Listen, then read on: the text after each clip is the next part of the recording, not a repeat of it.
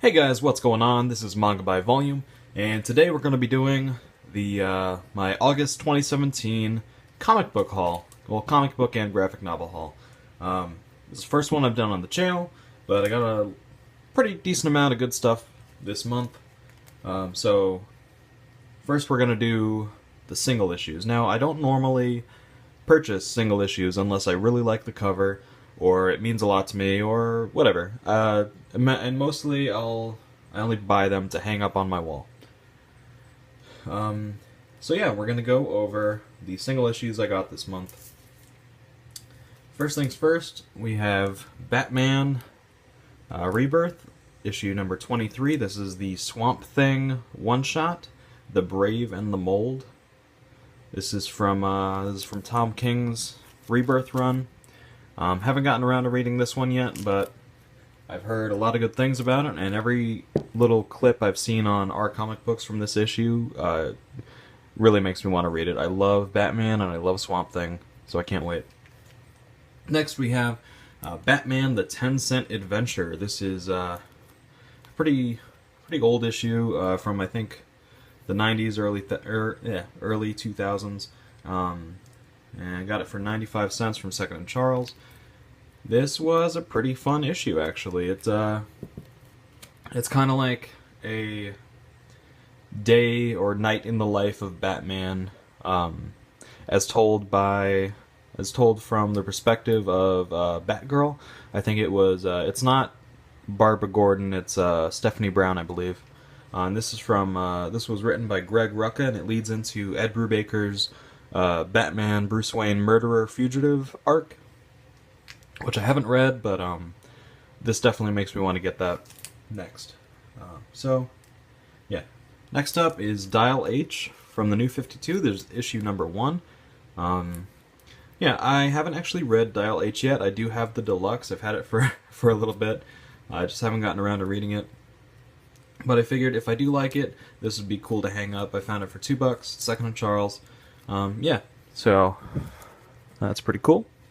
And now another issue 1 from a seminal series in DC's history, and that is 52 Week 1. This was a 52 issue series that ran for an entire year, one for each week, and so many talented creators worked on this. Jeff Johns, fucking Ed Brubaker, I believe, and Greg Rucka. Well, maybe not Brubaker, but Greg Rucka definitely worked on this. Grant Morrison. So yeah, it's cool to have that. I haven't read 52 yet. I'm planning on getting the trades, probably around the same time as I get the Fugitive Murderer trades. But yeah, found it for like $1, or no, sorry, $2. Figured it'd be pretty cool to hang up. And next up, I'm a huge fan of Jeff Lemire, his writing and his art in particular. Sweet Tooth is among my favorite comics I've ever read. So when I saw these at Second and Charles, I just couldn't pass them up. That is issue 1 of Old Man Logan. This is the Fried Pie variant. Of course, drawn by Jeff Lemire. I love his art style so much. This series is actually also written by Lemire, so it's kind of cool to have that. Gotta frame that as soon as humanly possible.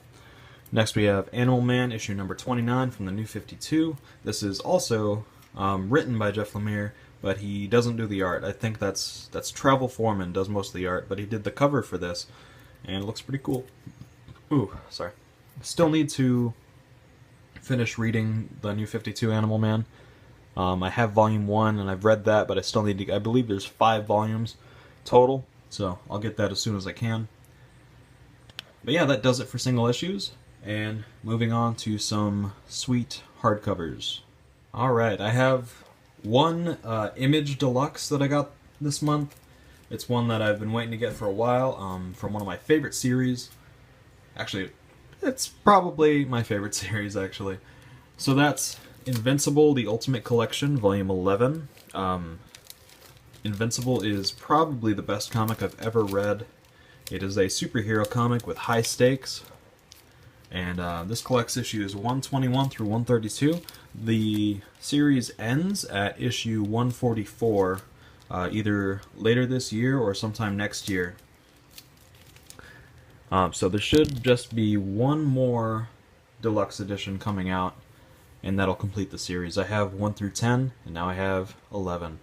And as you can see, it's still shrink wrapped. I haven't gotten the chance to read it just yet, but I'm really looking forward to it. I love Invincible.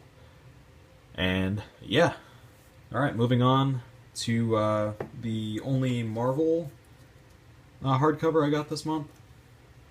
I typically don't collect Marvel. I used to have a bunch, and then I sold it off in favor of getting more manga.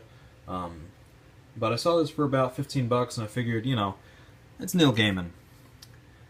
And Neil Gaiman rocks. And that is Marvel The Eternals. Issues 1 through 7, and the deluxe oversized hardcover, written by Neil Gaiman and drawn by John Romita Jr. Some freaking gorgeous art right there. And some pretty good art on the back too. That's the John Romita Jr.'s art style. It's pretty good. Yeah, looking forward to reading that. Should be a nice short read, although it's Gaiman, so it might be a little worry. Here it is without the dust jacket. Nothing too special. Pretty plain, actually. Yeah, that's The Eternals from Neil Gaiman. Just put that right over here. Alright, next up we have a couple of DC deluxe editions. First, the ones that you got, well, the one that you guys probably already saw, and that is DC Universe Rebirth Deluxe Edition. Pretty solid book that leads into DC Rebirth. Super happy to have this. Can't wait till more deluxe editions come out. I know a few of them have, but I'm waiting for Batman before I finally dive into getting more of them. And speaking of Neil Gaiman, we have the DC Universe by Neil Gaiman, the deluxe edition. This has some great stories in it. I believe it has, let's see, it's got Whatever Happened to the Caped Crusader, which is one of the seminal Batman tales. Oh, whoops. Here it is without the dust jacket. We got some pretty creepy Joker art there. And some Frank Miller art. Awesome. This has tales from a variety of DC characters, all written by Neil Gaiman. Here we have a Batman noir. I believe there's a Deadman story in here somewhere. Yeah, here we go. Oh, that's some nice all-red art. Oh, that's some cool panel work. Yeah, I can't wait to read this. Lots of cool stories in here. Alright, that does it for the deluxes. I have one omnibus next. Let me just clear off and I'll show you guys. Actually, there's one more thing before I get to the omnibus, and that is something a little different. I found it for 10 bucks at Second & Charles, and it seemed really interesting. Now, I'm not religious by any means, but I just had to get this. It is the Book of Genesis, illustrated by R. Crumb. And if you know Crumb at all, he is a classic artist. I believe he did a lot of work on Mad Magazine back in the day. I could be wrong, but his art style definitely seems like he would have worked on that. Very wordy, but yeah, looks pretty cool. And I mean, for 10 bucks, it's pretty much deluxe hardcover size, except a little wider actually. But yeah, I figured, what the hell, I'll pick it up. Looks interesting. Alright, now, the omnibus that I got is something that I've been looking forward to for a while. I say that about everything. But that is the Planetary Omnibus, written by Warren Ellis and drawn by John Cassaday. This thing is a beast at over 800 pages. Yeah, this is set in the Wildstorm universe, which has been getting a reboot recently. But we have Planetary issues number 1 through 27, the Planetary Batman one-shot, Planetary JLA one-shot, and Planetary Authority one-shot. Authority was also written by Warren Ellis. But this is a beast of a book. Take that off. We have some pretty cool art under the dust jacket. Whoops. The Planetary Guide. Looks very similar to like a thesaurus or something. Kind of wish they had done something a little less colorful for that, so it fit with the aesthetic of the rest. But yeah, it's a pretty awesome book. Decent DC binding. I've definitely seen better, but you know, you can't really go wrong with this book at all. With some great art and that excellent Warren Ellis writing. So yeah, looking forward to reading this. Alright, we have one more thing, and then yeah. Alright, now for those of you who don't know, DC does some pretty massive hardcovers. They're called Absolute Editions, and these are just glorious books with some of the best binding in the industry. And yeah, so I haven't gotten one of these yet until this month. I had some extra Second & Charles trade credit lying in my account, and I figured I would, you know, treat myself, get a nice book. I know this is getting a reprint for far less in the future, but I wanted to read it as soon as humanly possible. And I had some, there wasn't really anything else I was interested in from Second & Charles. So, I picked up the Absolute Authority. This is a massive book. It will be very difficult to get this on the screen completely, or in the frame. But yeah, this is another book written by Warren Ellis from the Wildstorm universe. And Absolute Editions come in these nice, thick slip cases. Put that there. There's the front cover with Midnighter. That's about the only character that I recognize from this. And then under that we have